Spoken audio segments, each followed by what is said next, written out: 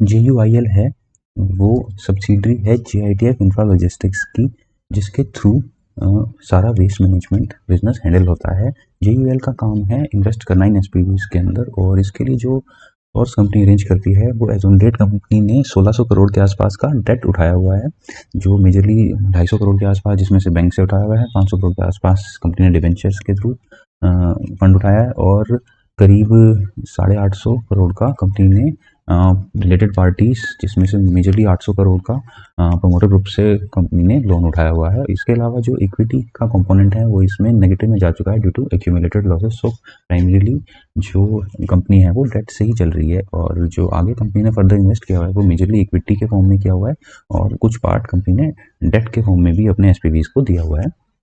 और हम देखते हैं कि जो आगे SPVs हैं उन्होंने भी फर्दर अपना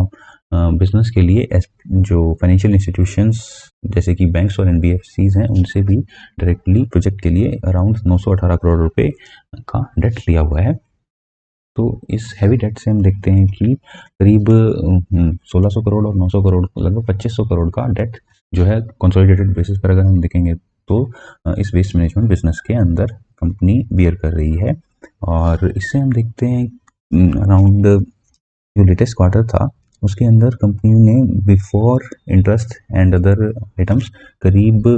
47 करोड़ का जो है ऑपरेटिंग प्रॉफिट जनरेट किया था। और लेकिन अगर हम 2500 करोड़ के ऊपर नॉमिनल अगर 10% के इंटरेस्ट के हिसाब से भी देखते हैं तो करीब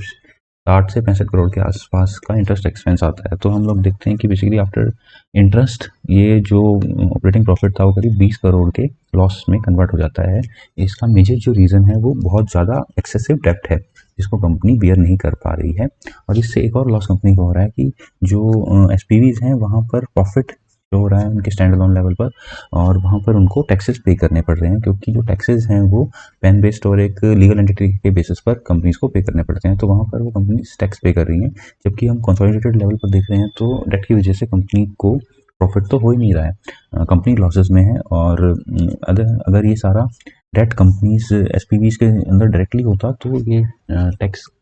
का जो डेट है उसकी वजह से कंपनी को लिवरेज मिलता और वहाँ पर ये टैक्सेस जो है वो सेव कर सकती थी कंपनी। तो हम देख सकते हैं कि जो कंपनी को ये डेट को प्रॉपर्ली मैनेज करने की ज़रूरत है ताकि कंपनी अपना टैक्स बर्डन को कम कर सके। और इसके अलावा एक और चीज़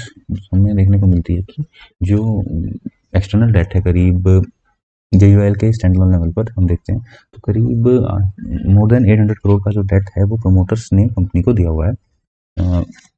जिसके अंदर अगर SPVs कुछ प्रॉफिट कमा कर अपना वो एक लेयर अबव JUIL तक पहुंचाती हैं तो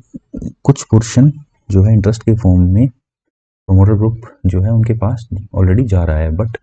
सिंस इंटरेस्ट कॉस्ट को पूरा वो कवर नहीं कर पा रहा है तो वो लॉसेस के फॉर्म में कंसोलिडेट हो रहा है JITF तक, और माइनॉरिटी इंटरेस्ट को भी बेसिकली लॉस के फॉर्म में ही उनके शेयर में वो ऐड हो रहा है। बेसिकली वो नेटवर्थ को इरोड कर रहा है, उसको रिड्यूस कर रहा है और ज़्यादा, जबकि प्रमोटर के लिए वो इंटरेस्ट के फॉर्म में उनके पास जा चुका है। सो अगर यहाँ पर ये इक्विटी के फॉर्म में प्रमोटर्स ये 800 करोड़ या 900 करोड़ रुपए लगाते